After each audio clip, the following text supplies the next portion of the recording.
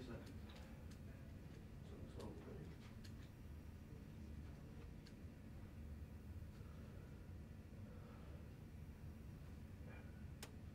and that's with this one.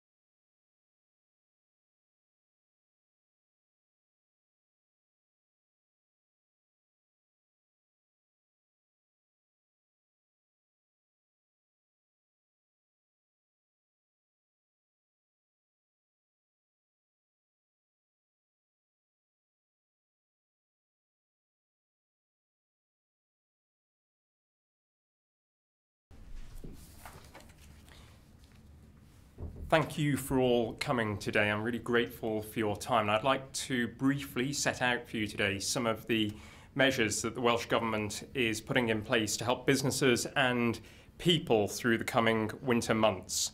And I'm sure that everybody will recognise that this year has been one of the most challenging that we have ever known. And unfortunately, coronavirus is still with us. As we've seen from rapidly rising cases in some parts of Wales and the introduction of local restrictions in South Wales, it's become part of our daily lives once more. But I'm proud of what we've done to support our economy and the businesses that are the lifeblood of so many communities the length and breadth of our country. We've worked incredibly hard to respond to Wales's unique needs, to add value to the UK government's furlough and self-employment support schemes, to make sure companies don't fall through the gaps by offering the best, most generous, most comprehensive package of support for businesses anywhere in the United Kingdom. Our direct action has saved businesses and jobs right across Wales. In fact, we've secured more than 100,000 jobs through the first two phases of the Economic Resilience Fund. Between the Welsh Government, direct support and assistance from the Development Bank of Wales, we've come to the aid of more than 14,000 businesses, the vast majority being micro, small and medium-sized. And with the fantastic assistance of our local authority partners, we've also made more than 64,000 awards to firms through the business rate system, providing almost £770 million of support. And of course, we are supporting business startups, 1,600 of them, with grants worth £4 million, so that the businesses of tomorrow have a bridge beyond COVID. I'm proud that we're also going further to protect businesses from eviction by extending the moratorium until the end of this year. And we've set aside an extra £40 million for skills support and announced, of course, a £7 million scheme to help freelancers in the creative industries. Now, We can't save every business and every job. To do so would require the sort of financial firepower that only the UK government possesses in its armoury. But we've stood steadfast with firms and individuals throughout this pandemic, and we've done everything in our power to ensure that a good business in 2019 will be a good business in 2021. Now it is time to look ahead, to the future, to the next phase of our recovery bridge. We've pressed the UK government over many months to continue the furlough scheme, and that message has only grown and intensified over the last few weeks as the rising number of cases and areas in local lockdown has made one thing very clear: that this coming winter will be difficult for all of us.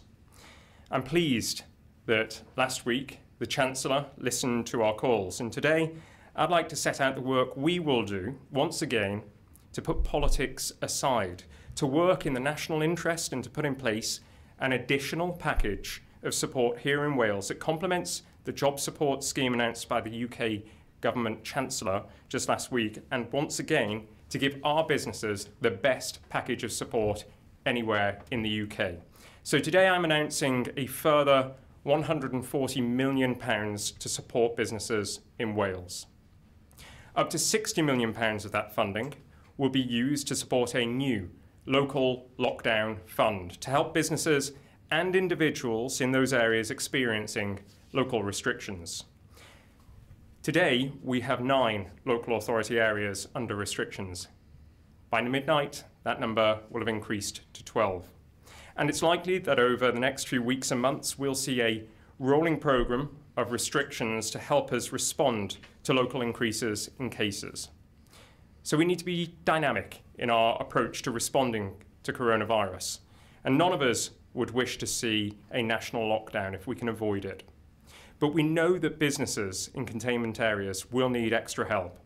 So grants of £1,500 will be available to retail, leisure and hospitality businesses with a rateable value of between £12,001 and £51,000 that have seen a material impact on their businesses as a result of local restrictions.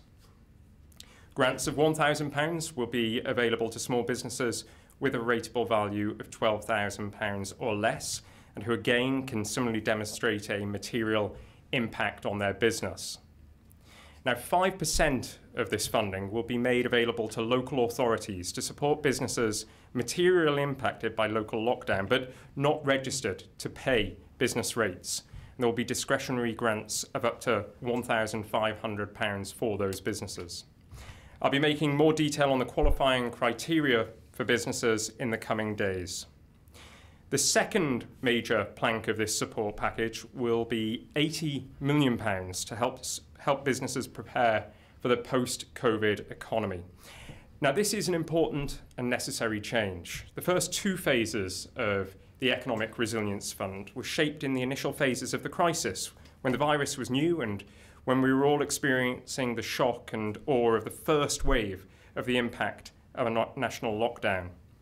The Economic Resilience Fund provided the cover for firms to hibernate through the lockdown and to help them adjust.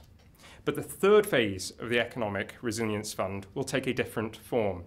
It will be designed to support businesses with projects that can help them transition to the new normal, to the economy of tomorrow. It will be more than just getting through. It's about the potential to thrive in the future, not just survive in the present. It will require co-investment from companies and a clear adjustment plan for a post-COVID economy.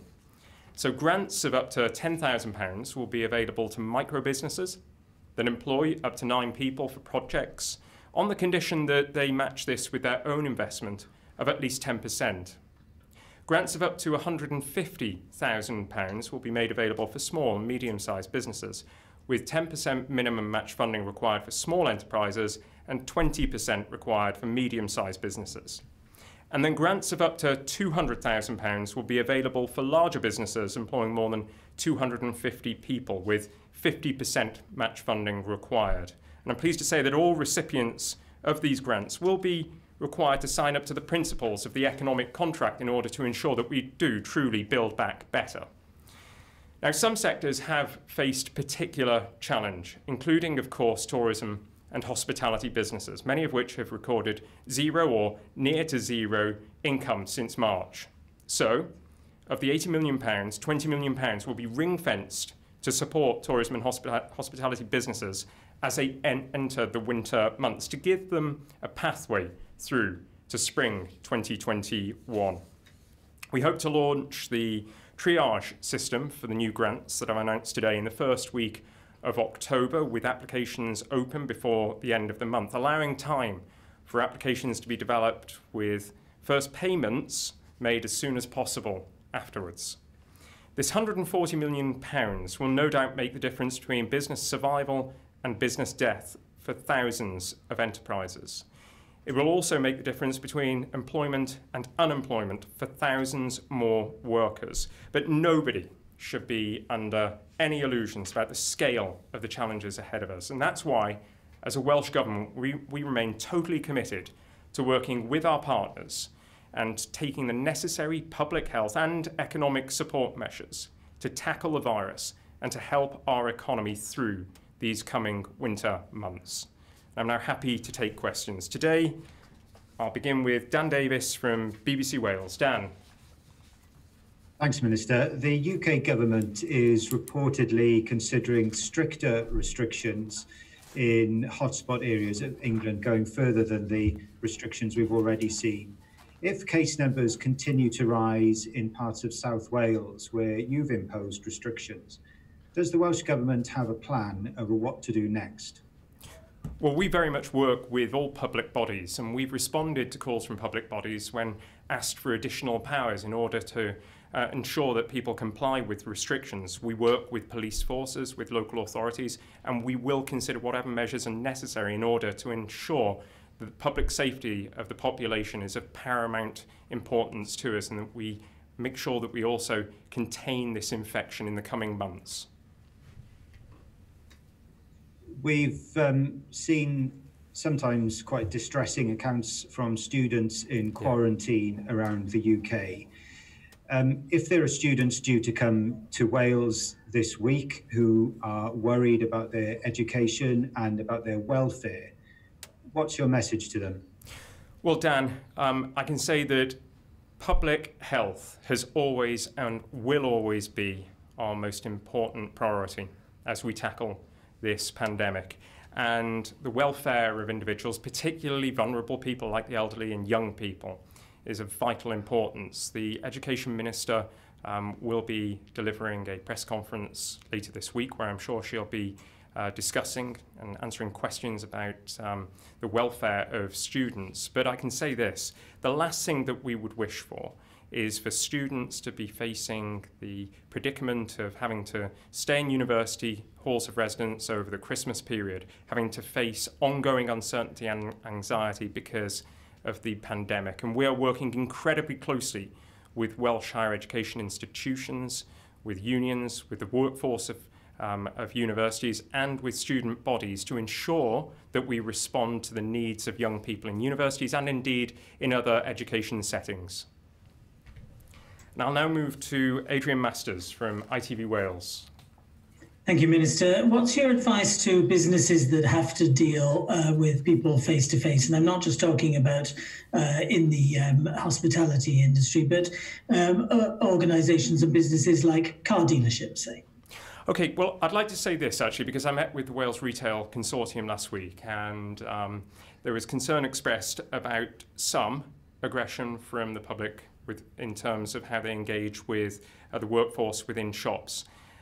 Nobody entering a business premises should be aggressive in any way. People should comply with the rules. The rules are in place to protect public health. They're in place to ensure that we get over coronavirus as soon as we possibly can do. So please follow the rules, follow the guidance, do all you can to keep yourself, your loved ones, and anybody who you may come into contact with safe. Make sure you wash your hands regularly, keep a distance, wear a face covering if you're in an enclosed area or in a confined area. It's for everybody to act responsibly, to take action so that we overcome the economic and health impacts of this pandemic.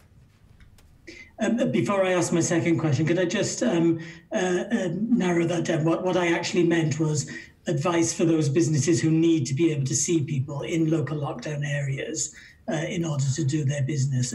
Can you advise them how to get through the lockdown restrictions? Sorry if I Sure. did. We're not forcing businesses to close in local lockdown areas, so businesses can continue to operate. What's important is that businesses and individuals, members of the public, operate in the safest possible way. Yes, local restrictions are difficult for businesses. That's why we were introducing the £60 million fund that I've announced today, so that if a business, whether it be a car dealership or any other type of business, experiences a material fall in turnover, they will be able to apply for and secure a grant from the Welsh Government. The measures that I'm announcing today are designed to offer a bridge beyond the local lockdown arrangements. We have enough financial resource in place based on the modelling to go through 2 waves of restrictions, local restrictions, but we also have the flexibility within the fund that would enable us to operate potentially through a third wave of local restrictions. We're putting as much financial resource behind supporting businesses as we possibly can do. Again, giving businesses in Wales the best, most comprehensive, most generous package of support anywhere in the United Kingdom. Thank you, and sorry I wasn't clear enough when I first asked that. My second question then is about nationwide, as in Wales-wide measures. The Welsh Government's meeting councils in the north. Is a northern lockdown on the cards? And if so, is that effectively a national lockdown rather than a series of local lockdowns? Well, I'll be meeting with local authority leaders as well to discuss the situation in the north of Wales. Clearly, infection rates are not as high in most parts of North Wales. And actually, if you look at one particular local authority area, Wrexham, back in August, there was much talk locally of the possibility of a local lockdown. But because of the test, trace and protect regime that was put in place, because of the hard work of public bodies working together, and it has to be said, because of the vigilance and good behaviour of citizens in Wrexham County Borough, we saw levels fall dramatically. We are hoping that in the north we will see a similar reduction in figures that would enable us to avoid local lockdowns or regional lockdown. Obviously, some parts of North Wales are registering higher numbers than other areas, but there is no doubt, based on what I'm hearing from local authority leaders in the north, that while people are concerned about coronavirus, people are acting responsibly and responding to the need to act in a way that prevents a further spread of the virus. But we will be discussing this issue with local leaders in the north of Wales before reaching any decision on whether local lockdowns are required in any of the 6 local authority areas. And I'll now move to Mike Hughes from LBC.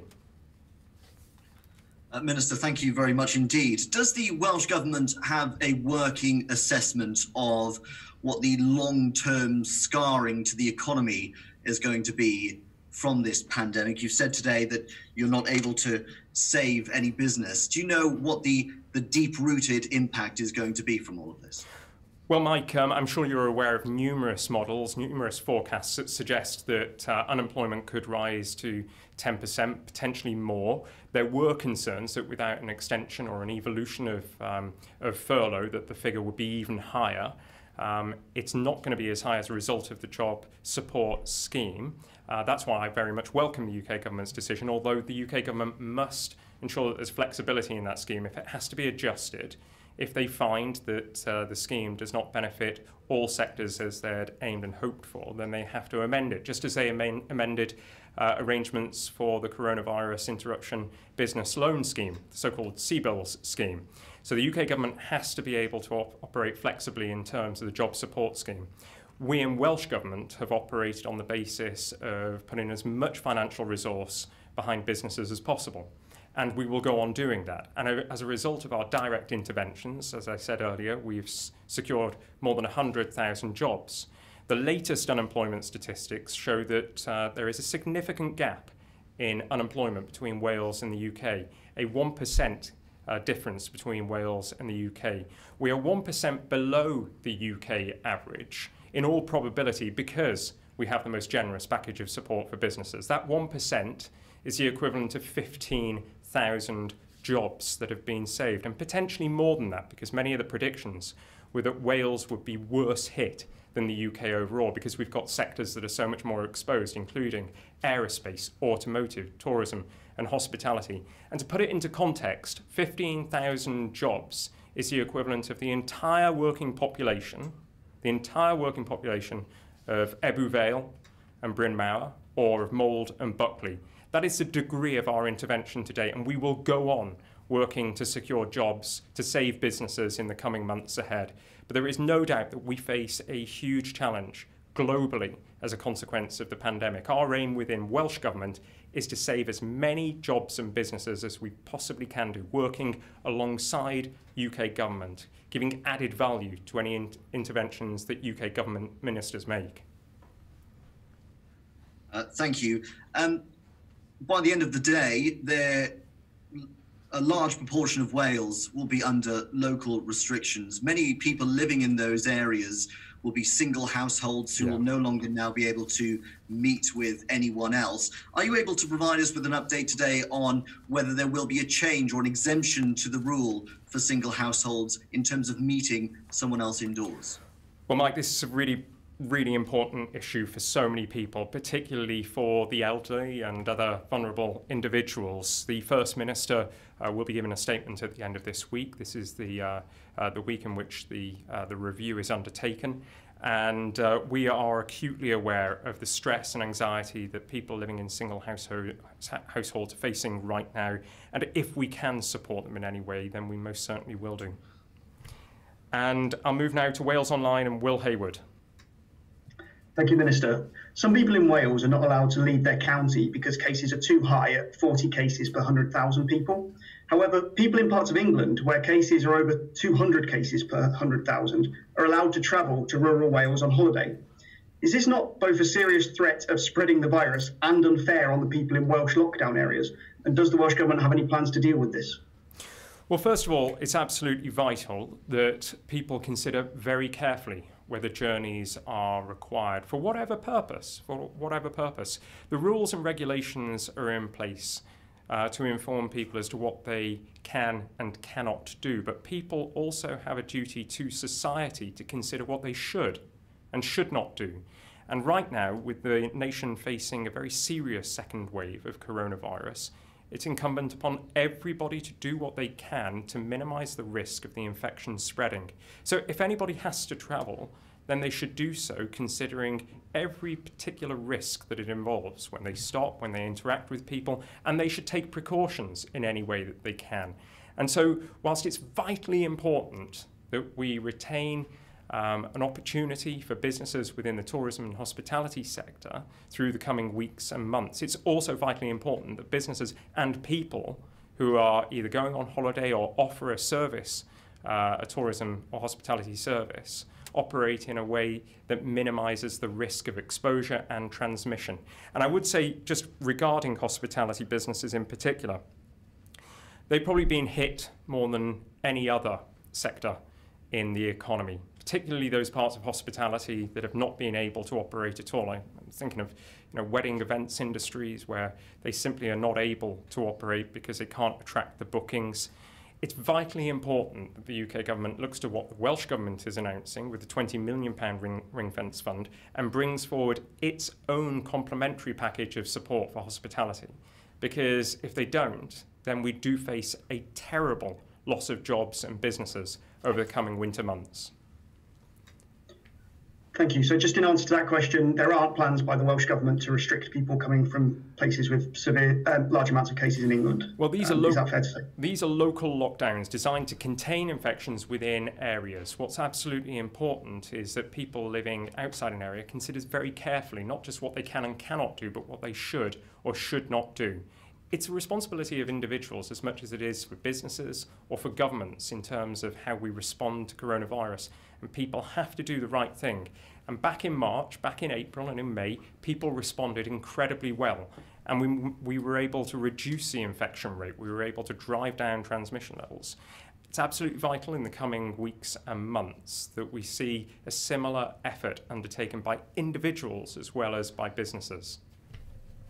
Thank you. And what is the best and worst case scenarios for over the winter for Welsh jobs? You must have done the modelling. How many jobs could Wales lose? And on that, is a grant of £1,500 a sticking plaster? Can you tell us how what the forecasts say that will save in terms of jobs in Wales as well? So, Will, you've given me an opportunity to highlight how we've been learning from other areas of the UK in regard to local lockdowns. So, in other parts of the United Kingdom, similar grant awards have been made, and they are, in most circumstances, sufficient to give that short-term bridge as we get through local restrictions, as we get through local lockdowns. They're not designed to keep businesses operating for an entire winter season or beyond. They are designed to get businesses through local lockdowns. And we've learned particularly from places like Leicester and Aberdeen, as well as other major urban areas. And we are confident that the support that we are announcing today will be sufficient to prevent businesses from dying as a consequence of coronavirus. And I'll now move to Rob Taylor from Wrexham.com. Good afternoon, Minister. You've touched on North Wales and forthcoming meetings, but what's your current understanding of the situation here as the positive proportion in Flintshire and Denbighshire now matches areas that have been locked down elsewhere? And if that's not the data that the public should be looking at, what is? And is there any detail on these figures? Are they rising due to specific issues in care homes or the issues in the hospitals, or is this due to wider community transmission? Well, Rob, the data shifts quite swiftly from one day to the next. Our understanding is that in many instances across Wales, across the UK, particularly earlier in the autumn period, transmissions were taking place largely in domestic dwellings rather than in restaurants or pubs or cafes. We were finding that transmission was taking place because people were gathering in pretty significant numbers within homes. We've been pressing people not to do that. We introduced the maximum £10,000 fines for illegal gatherings as a consequence of the police asking us to introduce that particular measure to drive down the possibilities of domestic gatherings adding to transmission rates. And as I've said repeatedly, it's absolutely vital that people behave in a responsible way, that they adhere to the rules, the regulations, the guidance, and that they think about their own health and safety, they think about the health and safety of their families and their entire community. Thank you. And three on the announcement, if possible, very quickly. The third tranche of the Economic Resilience Fund has been referenced. Is that this £140 million, or is there going to be something separate? You've mentioned a pledge to go with it. What's the aim behind that? Because it doesn't seem to be an enforceable thing, but something that people opt into. And finally, to speak about one specific employer, what is the latest on Welsh Government talks with Airbus? Well, discussions with Airbus are ongoing. Obviously, Airbus and its unions were pressing for an extension of the furlough scheme. That was one of the reasons why we were so insistent on it continuing. We were pointing to the German model as an exemplar in this regard. The UK government system is not quite the same as the German model. And that's why I said earlier in this press conference that I think it's vitally important the UK government keeps its eyes open and its mind open as to any adjustments that may need to be made to the job support scheme to ensure that businesses such as Airbus can retain as many staff as possible. Yes, the third phase of the Economic Resilience Fund is the £140 million package of support that I'm announcing today. There's great flexibility built into it so that we can respond to emerging scenarios, but it will make a huge difference now to businesses across Wales, but particularly to those businesses in local lockdown areas and to those businesses that have been able to generate virtually no income since the start of the pandemic, in particular hospitality businesses. And in terms of the pledge, the economic contract has been in place for a short period of time, but it's already attracted more than 12,000 businesses. 12,000 businesses have signed up to the principles of the contract, and they will be developing over the coming year with Welsh Government officials firm contracts to be put in place that we will be testing behaviours against. The economic contract is hugely important in driving improved skills, decarbonisation, better mental health in the workplace. And we all know, based on reports that we regularly see in the news, just how challenging the situation is regarding mental health within within the public realm. And so there's a role for businesses to play in that regard as well, making sure that their employees' welfare is prioritised. So the economic contract is hugely important. And I have to say that in the vast majority of instances, businesses have been incredibly proactive in demonstrating innovation in how they apply the economic contract in the workplace, showing really good business responsibilities and responsibilities towards their workers, which I think we should be proud of in Wales. I think we should be proud of the fact that we have moved from a position of coexistence with business to one of collaboration with business, where the Welsh Government is able to invest on the basis of a something for something approach. Thank you, Rob. And I'll now move finally to Jez Hemmings. Thank you, Minister. I wanted to touch back on a question that Will gave you and revisit that again, really, if I could. It's 1 o'clock. We all want to see trade return to North Wales, but you saw the scenes on Snowdonia this weekend. It's clear that lockdown, there are problems in the northwest of England. That's right on our doorstep. So isn't it time that Welsh Government actually grasped the nettle and restricted non-essential travel into North Wales at a time when you say yourself, cases are rising in North Wales? Well, there's a very fine balancing act in ensuring that that you maintain economic activity, that you don't end up with a long-term scarring effect of a pandemic, and then also, on the other side, ensure that public health remains a priority and that you protect the public during the course of a virus such as coronavirus. What we're saying, and I've said repeatedly today, is that people have their own role in judging what they should and should not do, not just what they can and cannot do. And it's vitally important, if anybody decides to come to Wales on holiday or for a visit, that they do so in a safe way. And I've seen tourist businesses respond to the virus in an incredible way, putting in place measures to protect their customers, to protect their workers. I'm confident that those businesses in North Wales have done all they can to protect the public, to protect their employees. So it's vitally important that anybody who visits Wales acts in a responsible way to prevent any transmissions from occurring, and so that we can get through the coming months without a huge rise in coronavirus, whilst at the same time maintaining activity in these important sectors. Just to come back on that, if I may, I mean, what was your view of the scenes in Snowdonia at the weekend? Well, look, some people act irresponsibly, but the vast majority of people act incredibly responsible, not just towards their own health, but the health and safety of others. Unfortunately, a small minority of people can sometimes be disruptive, but we are willing to respond to the calls of any public body who wish to have more powers in order to crack down on irresponsible behaviour. We've done that when the police have asked for those £10,000 maximum fines to be introduced. We've done it when local authorities have come to us and asked for powers to ensure that they can contain the virus by cracking down on illegal gatherings.